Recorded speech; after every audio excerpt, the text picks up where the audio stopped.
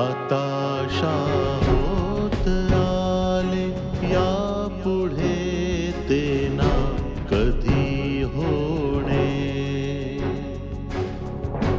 आता होत आले यापुढे ते ना कधी होणे. आता तरी मिळून सर्व बोला. आता तरी मिळून सर्व बोला. ना ऐसे ना पुन्हा होणे. हताशा होत आले यापुढे ते ना कधी होणे.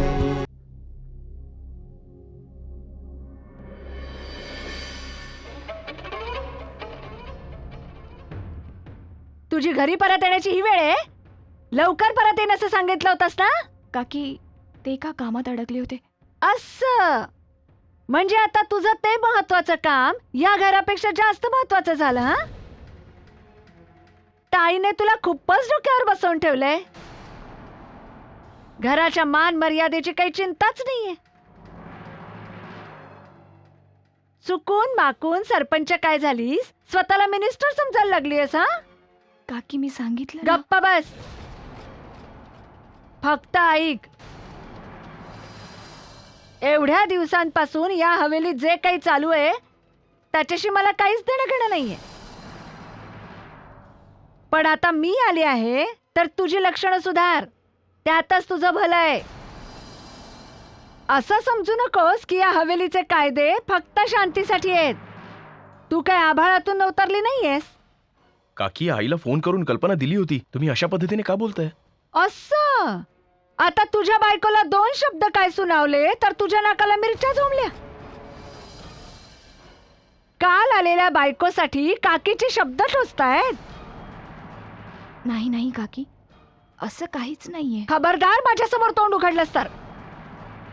खूप ऐकलंय मी. आमच्या मुलावर अशी काय जादू केली आहेस की तुझी भाषा बोलू लागलाय. काकी तुम्ही उगीच सुतावरून स्वर्ग गाठताय. भारतीने अशी काय चूक केली आहे? तुम्हाला माहित नाही का की भारती नुसती या घरची सूनच नाहीये तर गावची सरपंच देखील आहे. आणि सरपंचाला गावच्या सुखदुःखात सहभागी व्हावंच लागतं. आणि यात काहीच गैर नाही. हो हो, यात तर काहीच गैर नाहीये. गावाच्या सुखादुखात ही सहभागी होणारच ना. घरातली कामधम करायला आम्ही नोकर चाकर आहोत. आम्ही करू की. ही तर फक्त पूर्ण गावभर भटकत राहील. सरपंच आहे नाही, ती घरातली कामं कशी करणार. नाही काकी असं काही नाहीये. मी म्हणाले ना तुम्हाला. असं काही नाहीये मग वेगळं काय आहे ग. पूर्ण गावभर भटकत असतेस. तुझ्या मनाला हा विचार नाही शिवला घरात 2-2 सासू सासरे आहेत, नणंद आहे, मोठी जाऊ आहे. त्यांचा स्वयंपाक पाणी कोण करणार, त्यांची काळजी कोण घेणार. बस इकडून तिकडे नुसती भटकत राहतेस. मला चांगलं समजतंय. खूप चालाक आहेस ग. जर घरात राहिलीस तर घरकाम करावं लागेल, स्वयंपाक करावा लागेल. म्हणूनच पर्स खांद्याला लावून बाहेर निघून जातेस. मग जेव्हा घरी परत येशील तेव्हा कामं तर झालीच असतील, स्वयंपाक सुद्धा तयार असेल. मग पोटभर जेवू आणि मस्त झोपून जाऊ. असं काहीच नाहीये काकी. आता उभ्या उभ्या काय बघतेस. तुला भूक लागली नसेल तर हरकत नाही, पण आमच्या मुलाला उपाशी ठेवणार आहेस का. जा जेवण गरम कर. तुम्ही फ्रेश होऊन या, मी जेवण गरम करते.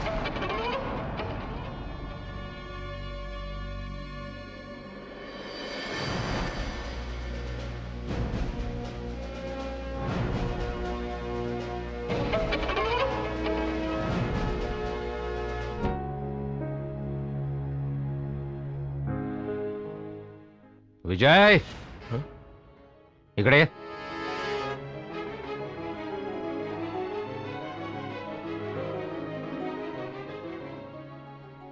काय बाबा? आता तर तुला खूपच आनंद झाला असेल. तुझी छाती अभिमानाने फुलून गेली असेल. आता काय झालं बाबा? काय झालं?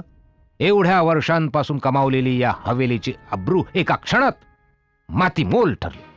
आणि तू विचारतोस की काय झालंय? हं? मी 20 वर्षाहून जास्त काळ ह्या गावचं सरपंचपद सांभाळलंय. आणि ते सुद्धा कोणाच्या आडकाठीशिवाय. जसं वाटेल तसं माझ्या मर्जीप्रमाणे राज्य केलंय मी. आजपर्यंत कोणी मान वर करून बोलण्याची हिंमत नाही केली. तो शंकर सिंग, ज्याच्या समोर गावकरी उंदीर बनून राहायचे, त्याचीच सून आज गावकऱ्यांसमोर हात जोडून गयावया करते. नाही नाही बाबा, आज गावातल्या एका मुलीने आत्महत्या केली होती. हेच विनवणीचं कारण आहे. हो, मग तिला सांग ना की सगळ्या घरात जाऊन माफी मागत फिर. रोज तर हजारो माणसं मरतात. बाबा, हा नैसर्गिक मृत्यू नव्हता. शेजारच्या गावातल्या मुलाने त्या मुलीला फसवलं आणि आपल्या गावातल्या मुलीने शर्मेने आत्महत्या केली. संताजीराव, तुम्ही खरं तर परदेशातून शिकून आला आहात ना, म्हणूनच डोक्यामध्ये परदेशी विचारांचं खूळ भरलंय. पण मी ह्याच गावात शिकलो सवरलो आहे. ह्या गावात मानानेच जगलोय आणि मानानेच जगणार. या गोष्टीची जाणीव तिला व्यवस्थित करून दे. त्या सरपंचबाई भारती देवीला. कळलं? तू नेहमीच विचारत राहतोस की माझी काय चूक झाली बाबा. तुझी सगळ्यात मोठी चूक ही आहे की तू आजपर्यंत आपलीच मनमानी करत राहिलायस. तू ना कधी माझ्या मान सन्मानाची पर्वा केलीस आणि ना या हवेलीची. तू नेहमी तेच करत आलास जे मला कधीच मान्य झालं नाही. पण तरी सुद्धा मी तुला वारंवार क्षमा करत आलो. का माहितीये? फक्त तुझ्या आईमुळे.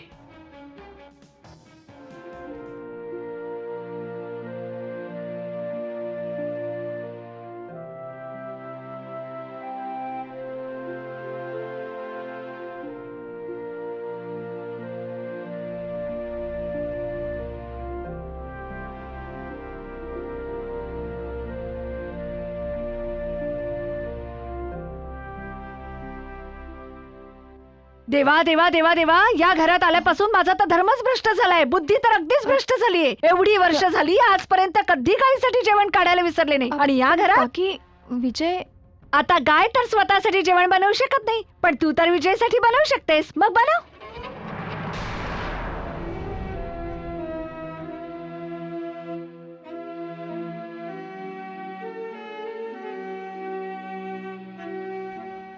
काळजावर दगड ठेवून आपल्या शत्रूला या घरची सून बनवून घेऊन आलो आणि दिवस रात्र तिला सहन करत आलो. का माहितीये? कारण तुझी आई आनंदी राहावी.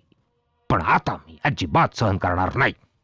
भारती या घरची सून बनून आली, तर या घरची सून बनूनच राहावं. आणि या हवेलीची सून हवेलीच्या बाहेर पाऊल टाकणार नाही. बाबा, भारती या गावची सरपंच देखील आहे. चुपचाप माझं बोलणं ऐकून घे. जर तिला बाहेर जाऊन काम करायचं तर तिने ह्या हवेलीच्या बाहेरच राहावं. आणि तुला वाटलं तर तूही जा. पण यावेळी ह्या विचार करून जा की शंकर सिंग पुन्हा कधी तुला बोलवायला येणार नाही. आणि कौशल्याच्या सांगण्यावरून देखील नाही.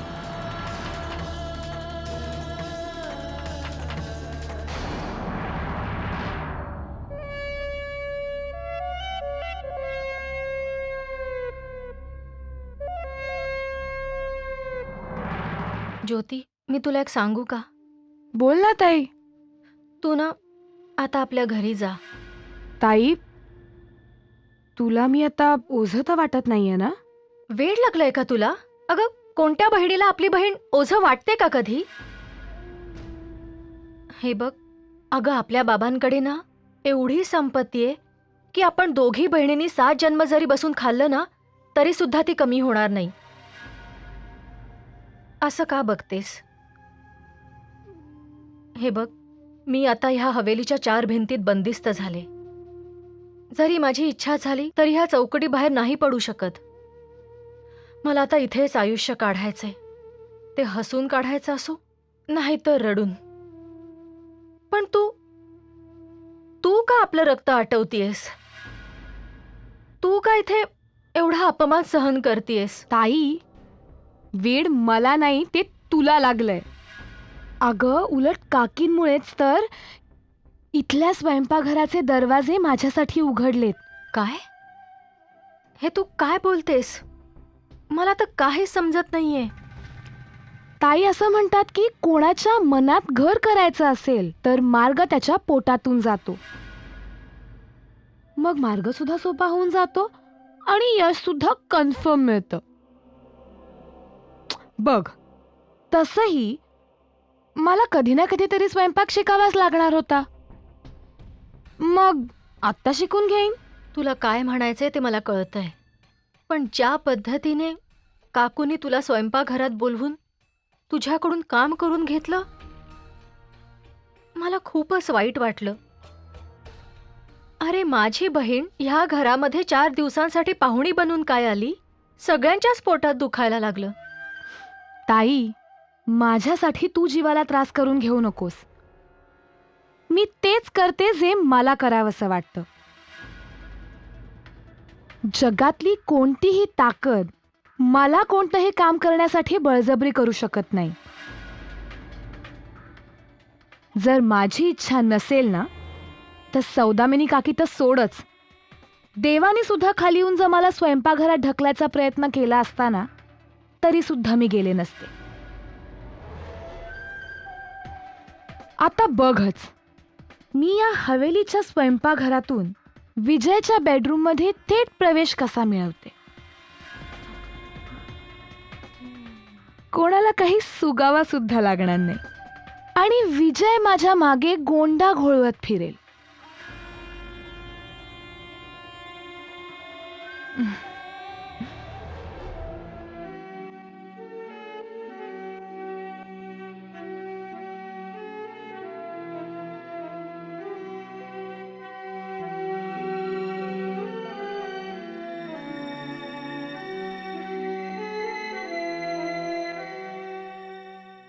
वहिनी. हा?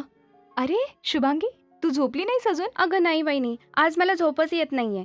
तू काय करतेस? दे, मी तुला मदत करते. अगं नको नको, मदत नको करूस, बस होत आलं. अगं वहिनी, मी मदत करते. किती वेळ एकटीने करणार आहेस? आणि काम करता करता मी तुझ्याशी थोड्या गप्पाही मारीन. असं म्हणजे तुला गप्पा मारायसाठी मदत करायची? मग त्यासाठी मदत करायची काय गरज आहे? गप्पा तर आपण अशाही मारू शकतो. नाही नाही, त्यात मजा नाही येणार. मी काम करतच गप्पा मारेन. दे ना इकडे. बरं बाई, घे पालक खुडून दे. तू इथे? मी तुला कुठे नाही शोधलं. तू इथे काय करतेस? आई अगं चुप! मी- मोठी आली आई करणारी. काम करायची खूप भुकटी आलीये. आणि तू?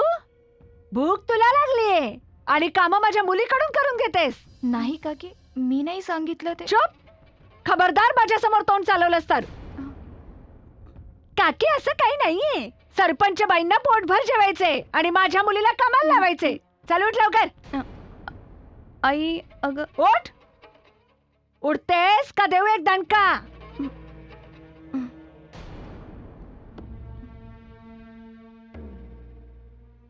वहिनीचा खूपच पुळका यायला लागलाय.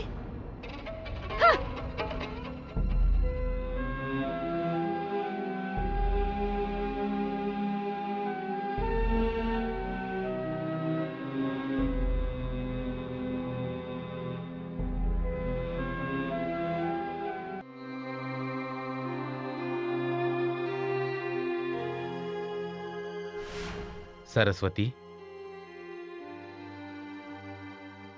बहुतेक तुझा राग अजून गेला नाही वाटतं. बायकोने जर घरकामात लक्ष घातलं तर खूप बरं वाटतं. चांगला चुंगला स्वयंपाक करावा, नवऱ्याला खाऊ घालावं. नवरा खुश तर तिच्यासाठी सगळं जग खुश. अगं, अशी पुतळ्यासारखी का उभी आहेस तू? जा, मला भूक लागली, काहीतरी खायला घेऊन ये. कशासाठी करता तुम्ही हे सगळं? तुम्हाला काय मिळणार आहे? कुठला खजिना हाती लागणार आहे तुमच्या?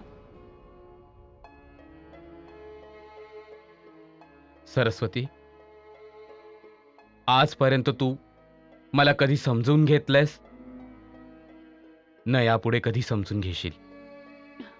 मी जे काही करतो ते सगळं सगळ्यांनाच दिसतं, पण माझ्या मनाच्या गाभाऱ्यातल्या वेदना ज्या आतल्या आत वर्षानुवर्ष मला पोखरतायत त्या कोणालाही दिसत नाहीत. सरस्वती, तुझं असं वागणं बघून तर कधी कधी मला असं वाटतं की प्रीतीच्या दुःखाची जाणीवच नाहीये तुला. अगदी बरोबर बोललात. शांतीच्या दुःखाची मला कशी जाणीव असणार? मी कुठे तिला 9 महिने पोटात वाढवलंय, ना तिला दूध पाजलं, ना तिला माझ्या अंगाखांद्यावर खेळवलं. मला शांतीच्या दुःखाची झळ नाहीये ना. शांतीचे बाबा, माझ्या दुःखाची जाणीव करून घेण्यासाठी तुम्हाला आईचा जन्म घ्यावा लागेल. आईचा. तर मग अशी अडवणूक का करतेस? मला जे काय करायचं ते करू दे ना. शांतीचे बाबा, मान्य आहे मला की विकीच्या वडिलांनी तुम्हाला वाईट वागणूक दिली होती ते, पण ती आता खूप जुनी गोष्ट झाली. अहो का आता एवढ्या जुन्या गोष्टी मुळापासून उकरून काढताय? तुम्हाला काय वाटतं? अहो एवढं सगळं करून जरी तुम्ही जिंकलात तरी तुमची बदनामी नाही होणार आहे? हा, अहो जरा विचार करा. ज्या दिवशी आपण आपल्या मुलीची त्या घरात पाठवणी केली होती त्या दिवसापासून ते घर आपलं झालं होतं. त्या घरचे लोक आपले झाले होते. माझा शत्रू माझा नातेवाईक कधीच होऊ शकत नाही. ते नातं मी वैर जपण्यासाठी जोडलं होतं.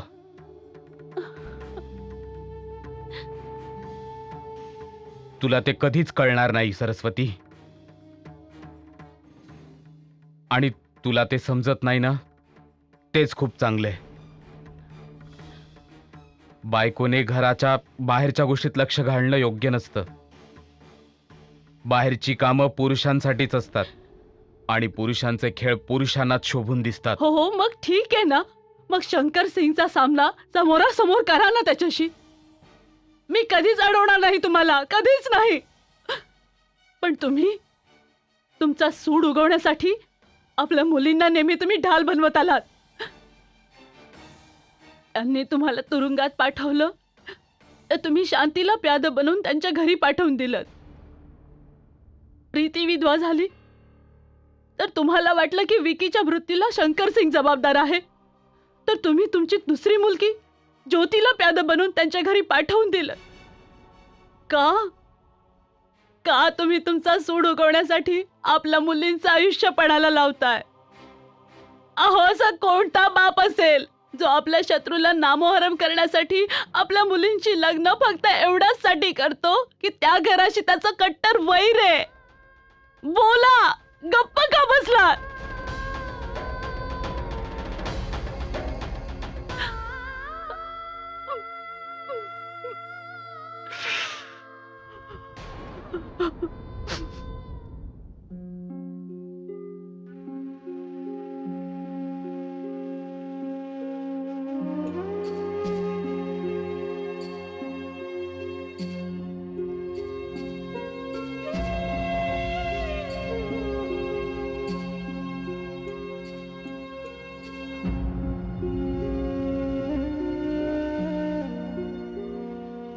आणि मी सुद्धा लहान नाहीये. मला कळत नाही का? आपल्या नवऱ्याला सोडून इथे मोठ्या देराची सेवा करतेस ती. अगं मी जास्त पावसाळे बघितले. जिथे लोणी आणि विस्तो जवळ असतील तिथे लोणी एक ना एक दिवस वितळणारच.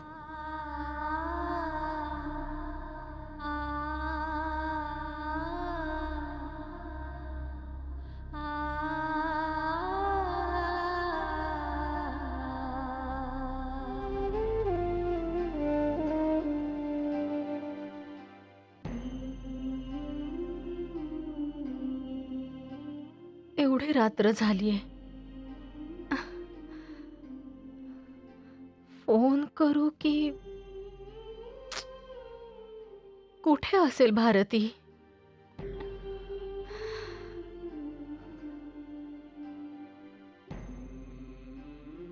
असं कानावर आलं होतं की ती प्रेत घेऊन हॉस्पिटलमध्ये गेलीये. पण आतापर्यंत तिला परत यायला हवं होतं. एवढ्या उशिरापर्यंत तर ती तिथे थांबणार नाही. तशीच गरज असेल, नाहीतर ती थांबली नसती.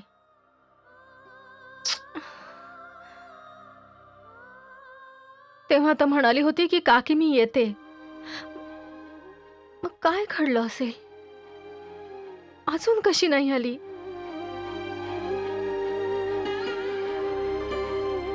एवढ्या वेळ तर ती थांबणार नाही. ती ती नक्कीच आली असती, भले 10 मिनिटांसाठी का होईना. माहित नाही नक्की काय घडलंय.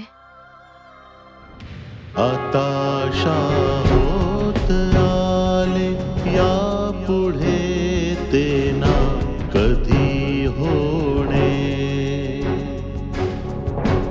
आता होत आले या पुढे ते ना कधी होणे.